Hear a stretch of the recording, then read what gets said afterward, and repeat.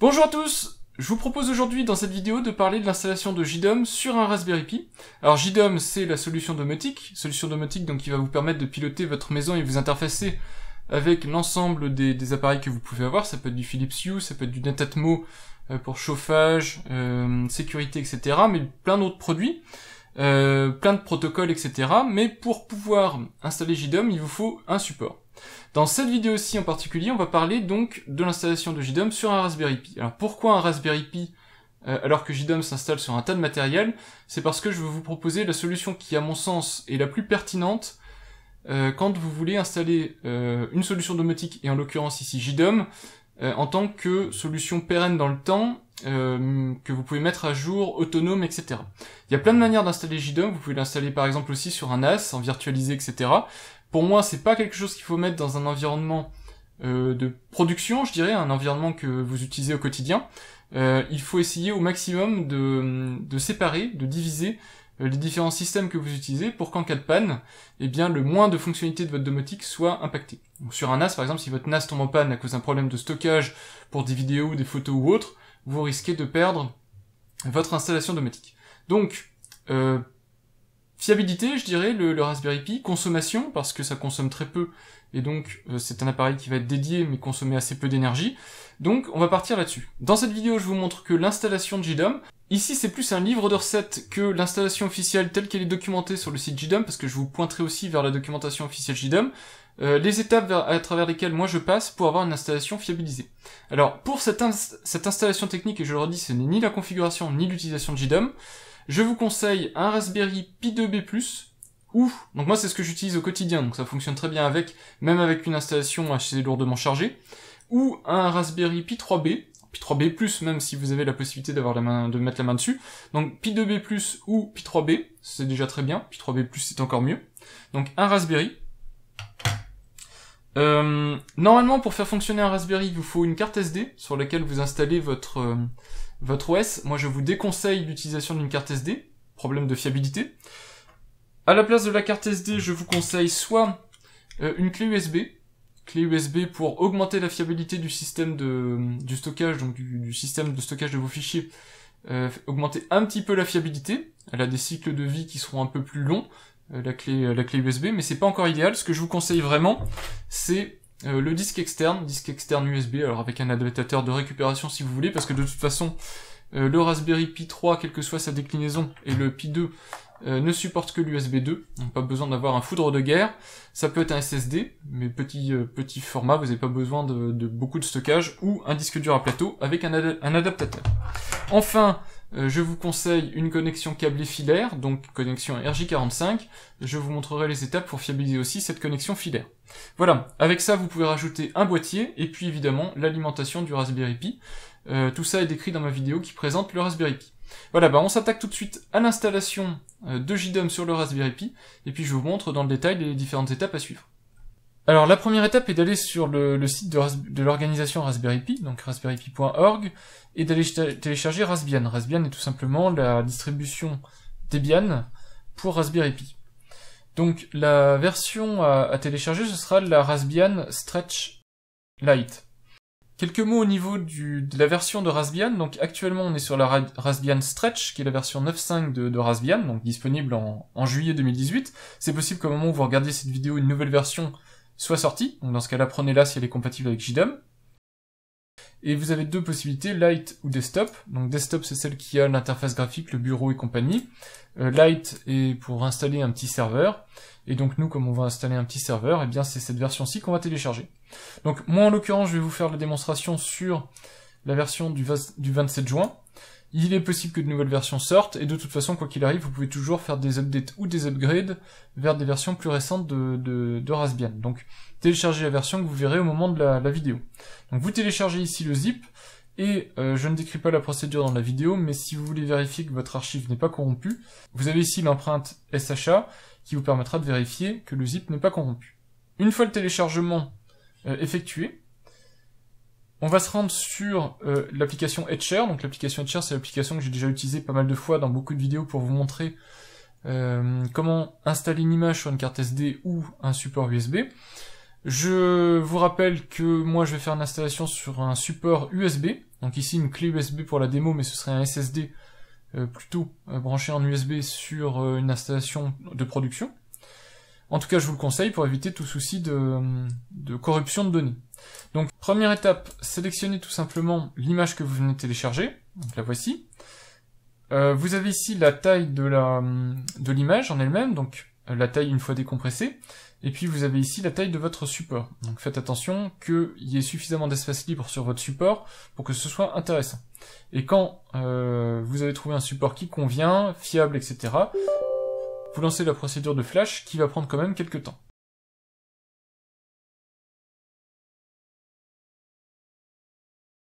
Etcher est maintenant en train de valider l'image qui a été inscrite sur ici ma clé USB. Donc c'est tout simplement de vérifier que le contenu qui a été inscrit lors de la phase précédente est correct et non corrompu. Alors j'en profite pour vous expliquer ce qui se passe avec cette clé USB que j'ai formatée. Donc vous, ça serait votre disque ou votre carte SD suivant votre choix personnel. Je l'ai réinséré après flashage dans mon PC Windows. Et vous voyez que ici, on voit un lecteur ici qui s'appelle boot, qui a la lettre H, et qu'on me demande de formater un lecteur qui s'appelle I. Alors n'en faites rien, et je vais vous expliquer rapidement en quoi ça consiste. Vous voyez ici mon disque amovible, donc ma clé USB dans mon cas de figure. Elle est équipée, cette clé en tout cas elle a été imagée avec une partition FAT32, donc une partition type Windows à l'ancienne on va dire, puisque les partitions Windows sont plutôt NTFS, donc FAT32 pour les supports amovibles, assez standard, une partition SEN dont Windows n'arrive pas à détecter le système de fichiers, et une partie non allouée. Alors ce qu'il va falloir faire dans une prochaine étape que je vous décrirai, c'est d'étendre cette partition-là pour occuper tout l'espace restant de la clé, ou éventuellement de venir ajouter une nouvelle partition ici, pour pouvoir exploiter l'espace non alloué. Mais ce qu'il faut comprendre, c'est que cette petite partition-là, c'est la même que vous retrouveriez sur une carte SD, c'est ce que le Raspberry Pi attend d'avoir au démarrage. C'est une toute petite partition de moins de 50 mégas, mais en tout cas il attend d'avoir ça pour savoir comment démarrer. Donc comment démarrer Linux, comment charger le système de fichiers Linux, et aussi quelles sont les options de démarrage pour le Raspberry Pi. Et cette partition-ci est une partition Linux, donc ça doit être de l'XTFS 3, quelque chose comme ça. En tout cas, c'est une partition Linux non lisible par Windows, et donc c'est pour ça que Windows vous demande de la formater, parce qu'il ne la comprend pas, donc il demande tout simplement de l'effacer et de la reformater au format Windows. Donc ne formatez rien, et on va maintenant se rendre dans cette petite partition boot. Alors nous voilà dans la partition boot, il faut évidemment éviter de modifier les fichiers qui s'y trouvent. Alors éviter oui, sauf éventuellement quelques fichiers, que je vous montre tout de suite. Donc le fichier command line, qui est le fichier qui permet de démarrer tout simplement votre Raspberry. Alors ici je fais le tuto avec un Raspberry Pi 3, donc il ne va pas y avoir besoin de bidouiller cette ligne de commande là, mais avec un Raspberry Pi 2, c'est à partir de là que vous pouvez changer et démarrer directement sur un support USB, ce que permet maintenant le Raspberry Pi 3 nativement. C'est pour ça que le tuto est beaucoup plus facile avec cette version-ci du Raspberry Pi 3. Pendant qu'on a cette partition sous la main, on va aussi faire un petit truc. Pour activer le SSH, parce que ça va être important pour la suite de la vidéo, il va falloir placer un petit fichier sur cette partition-ci. Alors c'est assez facile, c'est fait pour des raisons de sécurité, donc vous avez une étape supplémentaire. Vous créez par exemple ici, avec nouveau document texte, un fichier, et vous l'appelez SSH, et c'est tout. Donc SSH sans extension. La présence de ce fichier nommé SSH va suffire au Raspberry Pi pour savoir qu'il peut en tout cas activer le SSH. Alors le SSH, qu'est-ce que c'est? C'est une connexion sécurisée de machine à machine. Donc ça va ouvrir un petit serveur SSH sur la partie Linux, qui va vous permettre à distance de vous connecter dessus et de faire les mêmes opérations que vous pourriez faire en local avec un clavier et une souris. Vous, ça va vous être utile pour faire des updates de système d'exploitation ou éventuellement de venir faire des backups, copier des fichiers, etc. Moi, ça va m'être utile pour cette démonstration-là parce que tout simplement, toutes les commandes, etc., je vais les faire à distance. Donc je vais vous montrer à distance comment le faire et j'utilise donc SSH. Donc quoi qu'il arrive, il faudra en première étape venir ajouter ce petit fichier SSH. Et à partir du moment où ceci est fait, votre clé est prête pour les prochaines étapes de l'installation. Une fois que c'est fait, on rebranche maintenant sa carte SD, sa clé USB ou son disque sur le Raspberry Pi, on y connecte le câble Ethernet si nécessaire, le clavier, la souris, etc. Et puis après le boot, vous devriez arriver sur la possibilité de vous connecter au Raspberry Pi, donc soit en local si vous avez un écran branché dessus, un clavier, une souris, soit à distance si vous choisissez du SSH. Pour vous connecter, c'est assez facile. Le nom d'utilisateur par défaut, c'est Pi, et puis le mot de passe, c'est tout simplement Raspberry. Faites très attention parce que quand vous vous connectez à partir de votre clavier, par défaut, le Raspberry Pi démarre en clavier QWERTY, et donc, pour taper le mot de passe Raspberry, il faut remplacer la lettre A du mot de passe par la lettre Q, qui est son correspondant QWERTY. Voilà, mais mis à part ça, pas de souci particulier, et sinon en SSH, pas de problème de clavier, vous tapez Pi et Raspberry. On va pouvoir se connecter au Raspberry Pi, moi je le fais donc en SSH, vous pouvez le faire directement depuis votre Raspberry Pi, mais c'est quand même beaucoup plus pratique de le faire en SSH parce que vous allez pouvoir copier-coller les commandes. Donc en l'occurrence sur mon Raspberry Pi, j'utilise SSH, le mot de passe et l'utilisateur par défaut, donc c'est Pi l'utilisateur par défaut, Raspberry le mot de passe, et puis bah, l'adresse IP a été automatiquement attribuée par ma box internet, donc moi dans mon cas c'est 192.168.1.27. Donc, soit vous vous connectez en direct sur le Raspberry avec Pi et Raspberry, soit vous faites SSH, le nom d'utilisateur, c'est-à-dire dans ce cas de figure-là, Pi, @192.168.1.27. Si ça fonctionne, si le système est bien disponible comme attendu, il va vous demander le mot de passe que vous tapez, et vous allez être connecté sur votre Raspberry. Et maintenant, on voit tout de suite dès le départ qu'il y a des petites choses à faire, puisque votre Raspberry vous le dit dès le départ, que SSH est activé par défaut, donc est activé maintenant en tout cas, et que l'utilisateur par défaut est utilisé, que son mot de passe n'a pas été changé. Donc il vous demande de changer le mot de passe de l'utilisateur. On va faire mieux que ça, mais en tout cas ça va être un des critères de sécurité, ça va être de changer cet utilisateur et ce mot de passe. Avant d'aller trop loin dans les réglages Raspberry, parce que vous pouvez mettre en l'air votre Raspberry si jamais vous allez vous taper vraiment n'importe quoi, je vous conseille d'exécuter cette petite commande, donc sudo raspi-config. C'est une commande qui va vous permettre, si vous tapez cette commande, d'aller dans des réglages. En particulier, vous allez pouvoir régler vos réglages donc réseau, vous allez pouvoir changer le mot de passe de l'utilisateur, vous allez pouvoir changer la manière dont votre Raspberry démarre, vous allez aussi pouvoir changer la langue, mais aussi la région dans laquelle le Raspberry se trouve, donc par exemple, tout simplement lui dire que vous vous trouvez en Europe. Alors, donc vous avez un tas de petites fonctionnalités assez intéressantes, vous avez même des fonctionnalités avancées qui vous permettent ici, la commande A1, Expand File System, qui vous permettra d'occuper tout l'espace disque de la carte SD, du disque dur ou de la clé USB que vous aurez sélectionné. Ce que je vous disais tout à l'heure, la partie non utilisée de votre stockage peut être étendue, et pour l'étendre, il suffit d'utiliser cette commande-là, ça se fait vraiment très facilement en 3 commandes.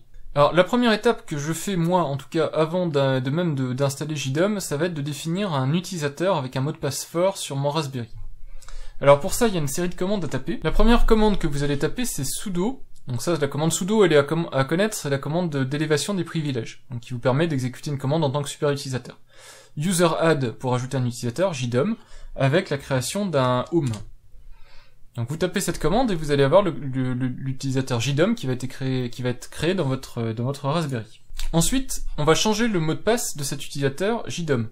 Donc sudo, toujours élévation de privilège, changement du mot de passe de JDOM.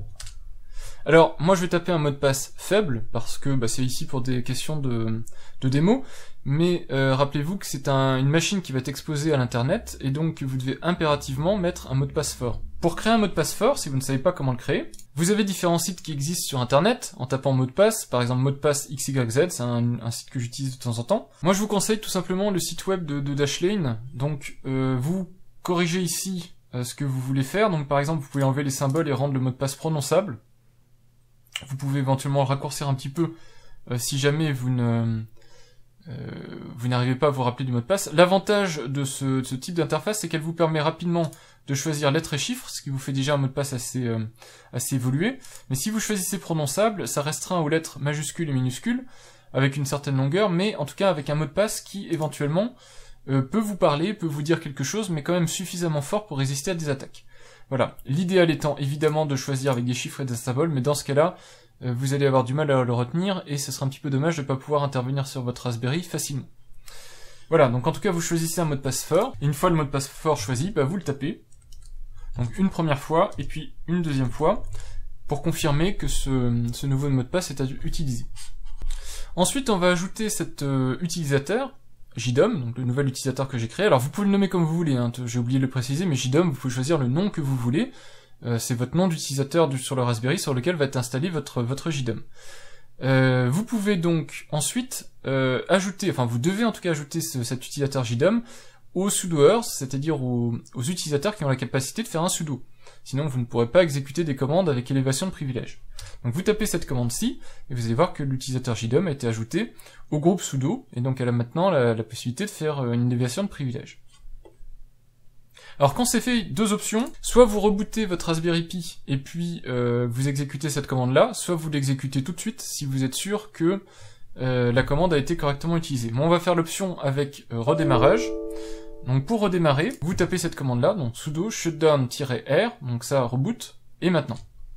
Donc vous allez voir que vous perdez la connexion SSH, si vous êtes connecté sur le Raspberry Pi, vous allez le voir redémarrer, et puis vous attendez quelques secondes, le temps que le système ait eu le temps de faire son reboot, et puis si vous êtes en SSH, vous allez pouvoir vous reconnecter dessus. Maintenant que le Raspberry Pi est à nouveau opérationnel, on va s'y connecter avec l'utilisateur créé juste avant, donc moi c'est l'utilisateur JDOM, le mot de passe que j'ai choisi.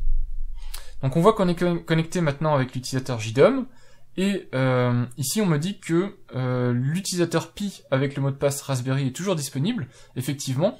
Alors vous pourriez tout simplement changer le mot de passe de l'utilisateur Raspberry, c'est une possibilité, mais même pour limiter les risques d'attaque, on va supprimer complètement l'utilisateur Pi, comme ça on est sûr que si quelqu'un de malveillant ou un script automatisé essaye d'attaquer le Raspberry Pi, dès le départ il va voir que l'utilisateur Pi n'existe pas, ce qui va lui mettre la puce à l'oreille que cette machine a déjà été sécurisée. Pour ce faire, vous tapez cette commande, donc sudo, suppression de l'utilisateur, en supprimant le répertoire home de l'utilisateur Pi. Donc là on vous demande le mot de passe de votre utilisateur JDOM, que vous tapez, et donc l'utilisateur Pi va être supprimé de la plateforme. On attaque maintenant la phase d'installation de JDOM, alors pour ça il n'y a qu'une référence possible, en dehors de mes vidéos bien évidemment, mais il n'y a qu'une référence possible, c'est la documentation de JDOM, parce qu'en fonction des versions de JDOM, etc., eh bien il y aura peut-être des changements à faire. Donc en tout cas, partez du principe donc, que vous faites une installation Raspberry Pi. Donc on va vous donner quelques descriptions ici de ce qu'il faut faire, en tout cas, donc avec les distributions supportées. Donc on a bien une Debian 9, donc Debian Stretch, qui est la version supportée par la version de JDOM. Vous pouvez bien sûr installer Jessie, c'est écrit ici si vous le souhaitez. Et puis ensuite vous avez les commandes à taper, donc on vous demande de taper ici le script, de télécharger le script d'installation, donc vous avez à copier-coller cette commande. C'est pour ça que la partie SSH est pratique, c'est parce que vous n'avez que à copier-coller, et vous pouvez laisser votre Raspberry télécharger ce qu'il faut. Voilà, et puis ensuite, l'installeur vous demande votre mot de passe, donc en l'occurrence, moi c'est l'utilisateur JDOM, donc votre mot de passe pour l'utilisateur JDOM dans lequel vous installez JDOM, et puis va commencer à télécharger les dépendances et mettre en place l'installation.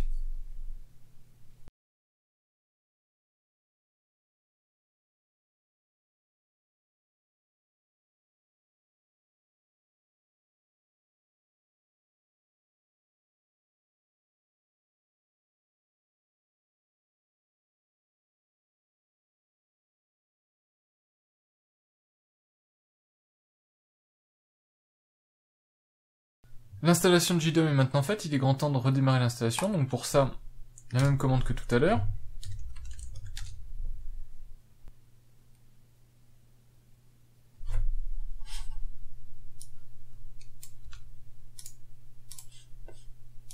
Alors on va vérifier si JDOM fonctionne, donc normalement si c'est le cas, il devrait être accessible sous cette adresse-ci. Voilà, donc le serveur web de JDOM est démarré.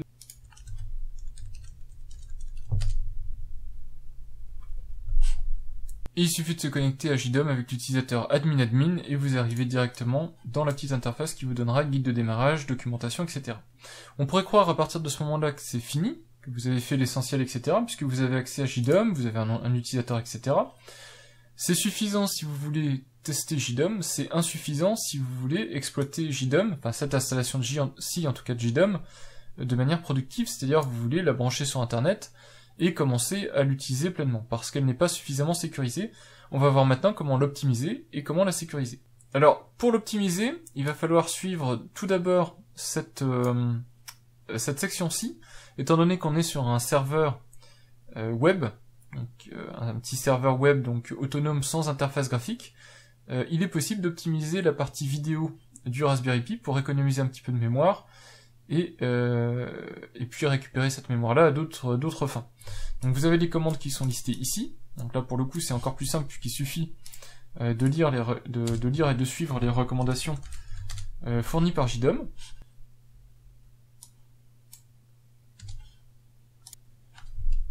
Donc voilà les trois lignes qu'il faut soit ajouter, soit modifier suivant votre fichier de configuration. Donc vous les mettez dans votre fichier de config, vous sauvez avec la commande CTRL-O, et puis vous quittez Nano, et normalement la petite partie optimisation qui est décrite dans cette documentation de JDOM est faite. Alors il nous reste maintenant quelques petites choses encore à configurer. D'une part, configurer l'adressage IP. Donc moi je vous conseille de passer en IP fixe et en réseau câblé. Donc, alors après ça il y a des débats, ça et là, sur est-ce que je peux faire de la domotique avec du Wi-Fi ou pas, est-ce que je peux faire de la domotique avec de l'IP fixe, de l'IP dynamique, est-ce que mon IP dynamique elle peut être à bail fixe, donc vos routeurs peuvent faire des baux fixes, c'est-à-dire renouveler automatiquement les adresses IP avec les mêmes adresses IP, mais en étant en adressage dynamique. Moi je peux vous donner un seul bon conseil ayant pratiquer la chose et ayant eu un tas de soucis du genre panne d'électricité, panne de routeur, panne de box internet, c'est de passer sur de l'adressage fixe et de ne pas utiliser de baux dynamiques, ou en tout cas pas sur vos appareillages domotiques. Donc je vais vous expliquer comment positionner une adresse IP fixe sur votre Raspberry Pi de manière à ce que vous soyez tranquille. Et pour faire, c'est assez facile. Vous lancez la commande sudo nano et vous allez éditer le fichier etc network interfaces qui est par défaut complètement vide. Alors au début, configuration de l'interface loopback, c'est-à-dire votre interface locale pour les communications locales à l'intérieur du Raspberry Pi, et puis configuration de l'interface ETH0, donc Ethernet 0, votre adresse, votre port Ethernet. Je lui attribue l'adresse IP qui m'a été attribuée dynamiquement par le routeur, mais vous pourriez en mettre une autre. Et puis cet adressage-là va être de toute façon complètement dépendant de votre adressage local. Donc en général, ce sera 192.168.1.27, mais bon, ça peut varier en fonction de vos box Ethernet, de votre opérateur de service, de votre routeur, etc. Donc à adapter en fonction de vos besoins. En tout cas, normalement, vous avez une gateway qui est en général sur la plupart des box en 192.168.0.1 ou 1.1, suivant les fournisseurs, et donc vous vous adaptez en mettant ici juste en ajustant le dernier chiffre avec celui de votre choix qui doit être libre. Quand c'est fini, CTRL-O pour sauver et CTRL-X pour quitter. On va maintenant changer le nom de la machine, donc ça on édite le fichier hostname. Alors par défaut il s'appelle Raspberry Pi, et bien moi je vais l'appeler JDOM. Alors je vais l'appeler même JDOM démo, parce que j'ai déjà un JDOM qui existe pour éviter de m'embrouiller. CTRL-O, CTRL-X. Voilà, donc là maintenant, la machine qui s'appelle 192.168.1.27 se connaît localement comme s'appelant JDOM démo, ce qui peut vous permettre de la retrouver plus facilement sur le réseau. Souvent, il peut être aussi utile d'ajuster le fichier qui s'appelle etc hosts, parce que de la même manière, ici apparaît le nom de la machine telle qu'il était connu. Dans ce cas-là, vous réajustez avec ce que vous venez de taper juste avant, CTRL-O et CTRL-X pour enregistrer cette nouvelle information. Comme ça, la machine est connue localement comme JDOM démo. Et en faisant ça, eh bien, on est tout simplement passé ici en IP fixe. Alors vous pouvez redémarrer dès à présent si vous voulez vérifier l'effet du changement. Moi je continue, on redémarrera à la toute fin.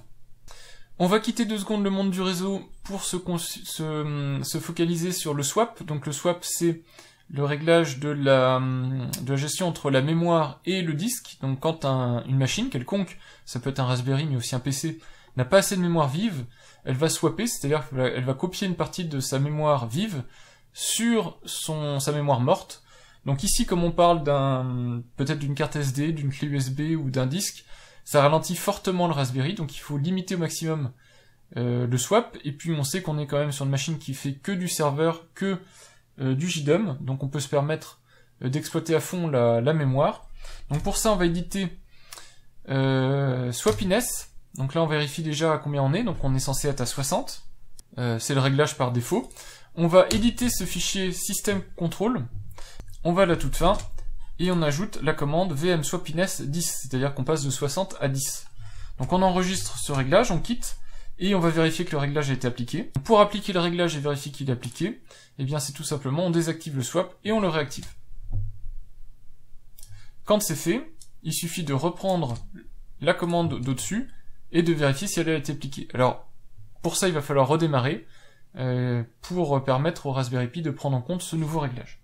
Enfin, on va sécuriser le Raspberry Pi en lui attribuant un certificat SSL. Alors, on va faire le plus simple possible, c'est-à-dire le certificat SSL auto-signé, sans tiers de confiance, sans donc la forme la plus simple. Pour ça, j'ai une URL que vous retrouverez en description. Alors, dans un premier temps, on va générer une clé privée avec cette commande-là. Donc là, normalement, on est censé faire une passphrase, mais moi, je vais pas la mettre. Donc, je vais mettre quelque chose de très basique. Ensuite, on tape la commande qui permet de générer la requête de signature du certificat. Donc là, on est en France. Ici, vous mettez en fonction de... Alors, va falloir adapter parce que c'est essentiellement lié aux États-Unis. Donc moi, par exemple, je mets le département dans lequel je me trouve. C'est pas très important, hein. Donc là, vous mettez des choses que vous voulez. De toute façon, vous allez auto-certifier votre certificat, donc c'est pas très important. Alors mon nom, ça peut être soit JDOM, si vous avez nommé la machine JDOM, donc JDOM ou JDOM démo. Moi, je vais taper mon adresse IP, puisque j'ai pas non plus besoin de plus que ça. Et comme mail, vous mettez ce que vous voulez. De toute façon, vous n'allez pas être contacté à cette adresse-là.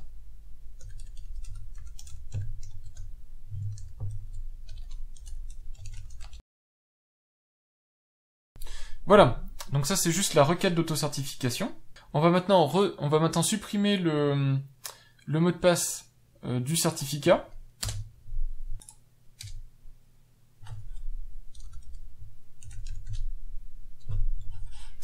Et enfin, on va pouvoir générer ce qui était attendu, c'est-à-dire le certificat. Donc voilà le certificat, il a été créé, on voit qu'il y a les informations que j'ai demandées, ni plus ni moins. On va enfin mettre le certificat à l'endroit attendu, donc on va créer le répertoire sous Apache 2, puisque c'est maintenant Apache 2 le serveur qui est le serveur web de JDOM, et il reste à copier le certificat et sa clé. Alors ça c'était pour la génération du certificat, il faut maintenant configurer le serveur Apache pour utiliser le certificat. Donc déjà on va vérifier si le serveur Apache est configuré pour faire du SSL.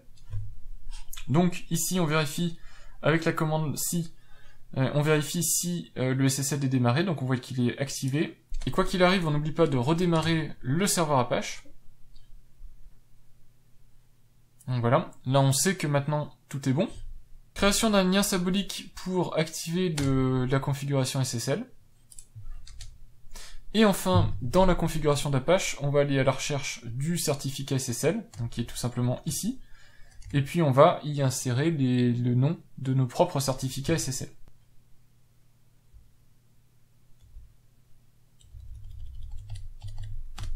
Donc voilà le nom du certificat SSL, et puis je vais aussi mettre la clé. Voilà, on sauvegarde, on ferme, on redémarre Apache. Donc toujours la même commande pour redémarrer Apache. Et puis on va pouvoir vérifier si tout fonctionne, et tout fonctionne avec un navigateur, donc on va vérifier tout de suite.